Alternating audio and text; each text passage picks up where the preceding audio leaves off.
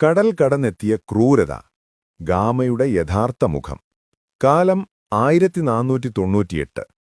കോഴിക്കോട് കാപ്പാട് കടപ്പുറത്തെ സാധാരണക്കാരായ ജനങ്ങൾ അന്നുവരെ കാണാത്ത ഒരു കാഴ്ച കണ്ട് അമ്പരന്നു നിന്നു.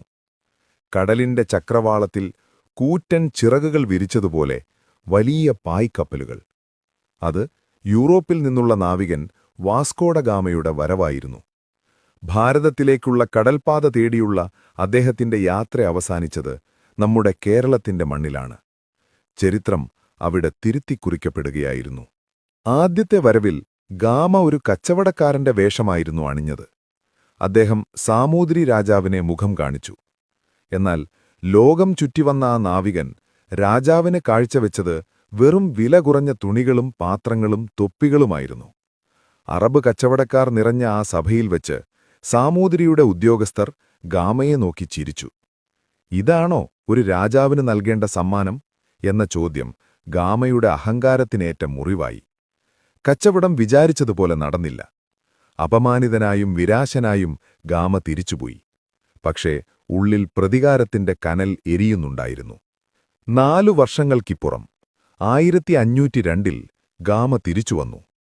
ഇത്തവണ കച്ചവടക്കാരനായല്ല, മറിച്ച് കടലിലെ കൊള്ളക്കാരനായാണ് അദ്ദേഹം എത്തിയത്.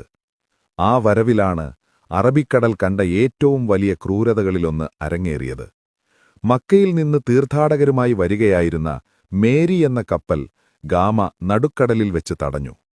സ്ത്രീകളും കുട്ടികളുമടക്കം 400ഓളം യാത്രക്കാർ. അവരുടെ കൈവശമുണ്ടായിരുന്ന പൊന്നും പണവും ഗാമ പിടിച്ചെടുത്തു. ജീവനുവേണ്ടി അവർ കൈകൂപ്പി കരഞ്ഞു.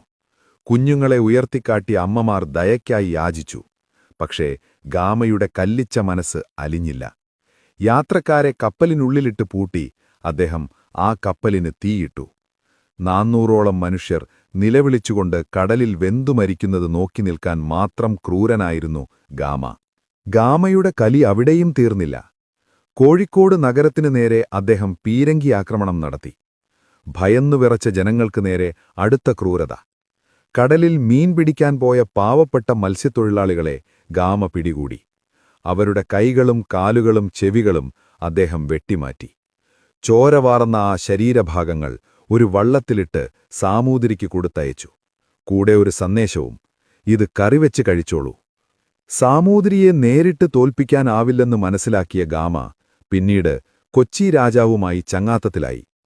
കേരളത്തിലെ രാജാക്കന്മാരെ തമ്മിലടിപ്പിച്ച് പോർച്ചുഗീസുകാർ തങ്ങളുടെ അധികാരമുറപ്പിച്ചു. ഒടുവിൽ 1524 മൂന്നാമതും കേരളത്തിലെത്തിയ